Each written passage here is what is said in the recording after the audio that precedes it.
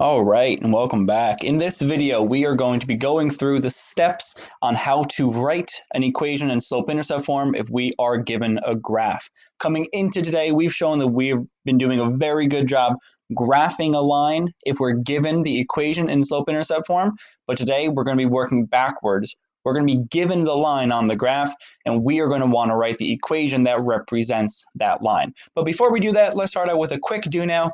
Let's take a minute and let's find the slope of each of these two lines. Resume when you are ready to check your answer. All right, so if you listen to my voice, that means you are ready to check your answers. Let's just recall the slope of a line. Slope is equal to the change in y over the change in x. We also talk about, hey, it's how much we go up or down compared to how much we go to the right. If we're going up, that's a positive value. If we are going down, we are like Kesha yelling, timber. No, it's okay. If we are going down, that's a negative value. So if we look at problem number 1, we need to find two perfect intersections of our coordinate grid and that line. I see we have one right here. We do that in green. And I see we have one down here. Let me write that in blue. So if we're starting at that green dot and we want to get to that blue dot, well, we have to go down 2 and right 3. Therefore, the slope of number 1 is going to be negative 2 over 3 because we went down 2 and right 3. You could have found a different coordinate point to match it up. That's totally fine. I see we have another perfect coordinate point right over here in purple. So if you use the purple point to get to the green or the purple to get to the blue, you're still going to end up with the same value of negative 2 over 3 so long as you simplify from negative 4 over 6. Let's go on over to problem number 2.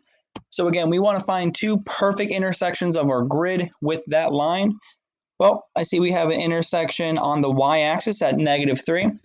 And I see we have another one looking like right there at the x-axis of 1 and the y-axis of negative 1. So the coordinate point 1 comma negative 1. So let's calculate that slope. If we're starting from that green point to get to that blue point, well, we have to go up. We go up 2 and right 1. Therefore, the slope of this line is 2 over 1. It's positive. We're going up.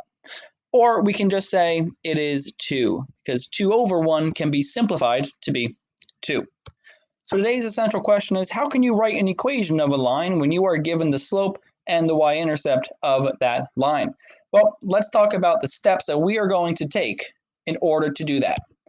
So here are the steps on how to write an equation in slope-intercept form when given a graph of the line.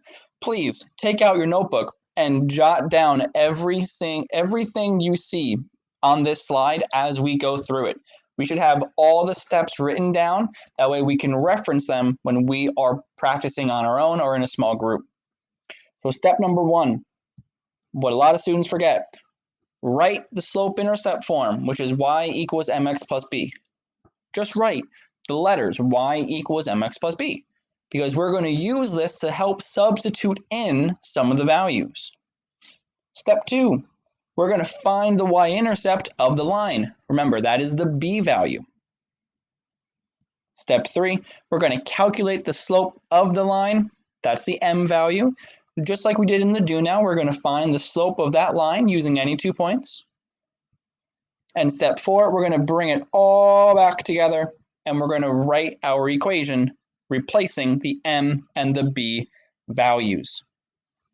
So as we find that y-intercept, the b value, as we find the slope, we're going to substitute the numbers that we calculate for m and b and substitute them in for those letters. We should end up with something that looks like y is equal to a number times x plus a number. Notice how we're always going to have x and y in slope-intercept form. The only variables, the only letters we are substituting in are going to be m and b because we're finding the slope and the y-intercept. With this, let's go through an example. Let's write an equation of the line in slope-intercept form. For you, we have the steps written out. Let's reference them. Step number 1 says write slope-intercept form. All right, Mr. Q, you said it. I'm going to do it. I trust you. So I'm going to write y equals mx plus b. Did that. Step 2, find the y-intercept of the line. Well, to find the y-intercept of the line, I have to look at that y-axis and see where does my line hit the y-axis. Well, it hits the y-axis there at a value of 2. Therefore, the b value is 2. Let's now calculate the slope. Well, we already have 1 point. We have the y-intercept of 0, 2. We also have another point, 1, 4, that's on that line. So we can calculate the slope between these 2 points. We go up 2 and right 1. So our slope is also 2. So now we're going to bring it all back together, and we're going to replace m and b with the numbers we just found. Well, we had y equals mx plus b. The value of our slope was 2. That should have been in green. Y'all saw me click green. 2. The x stays with that coefficient of 2 plus the b value, which is also 2. And that's it. That's how we write in slope-intercept form if we're given the graph. We want to identify that y-intercept, calculate the slope, and bring it all back together. Notice how I have my x and my y still in the equation. We need to have our x and our y in slope-intercept form. All we did was substitute the value of our slope and our intercept, hence why it's called slope-intercept form. Awesome. Let's do another example together. The steps are provided for us again. We have a graph, and we want to write an equation of the line in slope-intercept form. Step number 1 says we're going to write out slope-intercept form, y equals mx plus b. And I really hope you are doing this too. Step 1 done. We want to find the y-intercept of the line. Well, we have to look at our graph. We look for where our line hits the y-axis. It hits the y-axis at a value of -1. Therefore, the b value is -1. Next, we have to calculate the slope of the line. Well, this graph has given us a second point. It's down here. So we have to calculate how much we go up or down compared to how many we go to the right. So let's do it. We go down 1, 2, 3, 4. So it's -4. And we go right 3. Therefore, our slope is -4 over 3. And we're going to bring it all back together. So we're going to substitute the value of m and the value of b into our equation. So we have y is equal to our slope, which is -4 over 3 times x plus b. Well, our b value is -1. So instead of writing plus -1, that's sloppy. It's 2 signs. That is not 8th grade math. What we do is we write -1. And that's how we write in slope-intercept form. Awesome job, kiddos, so far. Awesome job.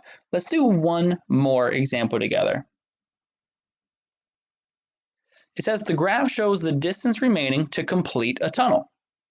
A, write an equation that represents the distance y in feet remaining after X amount of months. And B, how much time does it take to complete the tunnel? So let's write an equation in slope-intercept form. We have a straight line, which means we can use slope-intercept form. First step was to write the slope-intercept form, y equals mx plus b. We're going to find the y-intercept, we're going to find the slope, and we're going to bring it all back together. Well, our y-intercept is where it hits that y-axis. It hits the y-axis right there at 3,500. At 3,500. So I'm just going to put down here, b is equal 3,500. Now we have to calculate the slope. Well, we want to find another point on the line, and they happen to give us another point on the line right here. We want to calculate the slope between that. But here's where we have to be careful. Some of you might have said, oh, I go down 1, 2, 3, 4, and write 1, 2, 3, 4. But are we really going down by 4? Let's look at the intervals of our y-axis. We start at 0, then we get to 500, then 1,000, then 1,500, 2,000, 2,500, 3,000, 3,500, 4,000. We're not going up by 1. Really, those intervals are by 500. So if we're starting at that red point, when we go down one box, we're going down 500. So we go down 500, 1,000, 1,500, 2,000. So we go down 2,000. And now we have to see how many we go to the right. Well, our x-axis is going up by 1, so we can just count it as 1, 2, 3, 4, 5, 6, 7, so on and so forth. So we go 1, 2, 3, 4. So we go right 4. We have a slope value of negative 2,000 divided by 4. Well, we can do negative 2,000 divided by 4. That's really equal to negative 500. So now that we've found the y-intercept and we've calculated the slope, let's substitute in the values we know. Our slope was negative 500.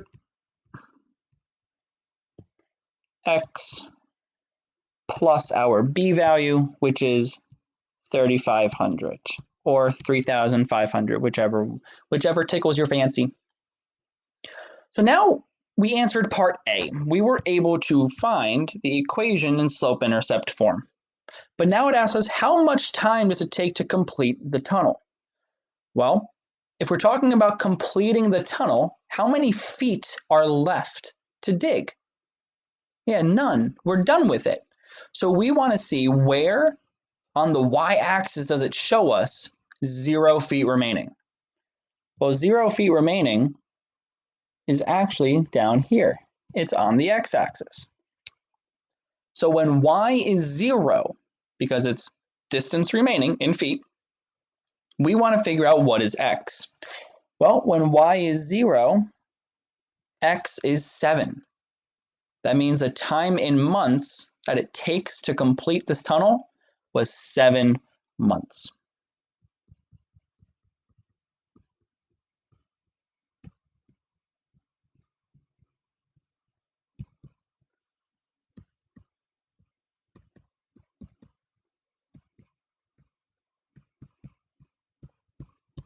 It takes 7 months to complete the tunnel. Now, if we weren't given a graph, how would we be able to calculate this? If we had our equation, but we weren't given a graph, how would we be able to calculate it? Just think about that. If we had our equation, y is equal to negative 500x plus 3,500, and we wanted to figure out, again, part B, how much time does it take to complete the tunnel? Well, if we know that we're done with the tunnel when there's 0 feet remaining, which axis represents feet remaining? Yeah, the y-axis. The y-axis represents feet remaining. We said earlier when y was 0, that meant there's 0 feet remaining. So what we can do is we can substitute in the value of 0 for y, because y is the feet remaining.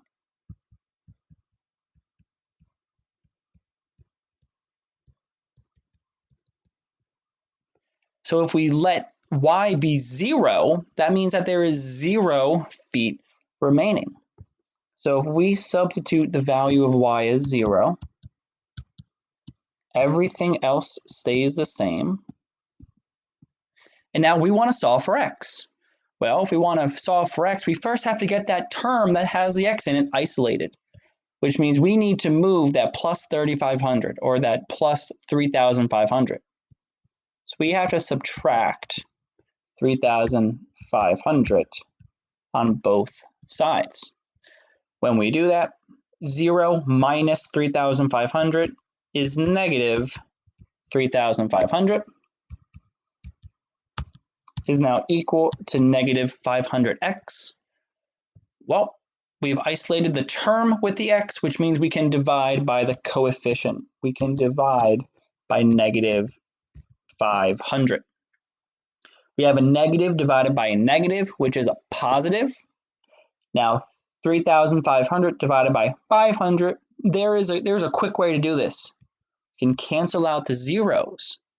Now we have 35 divided by 5, which is 7, which means that it takes 7 months to complete.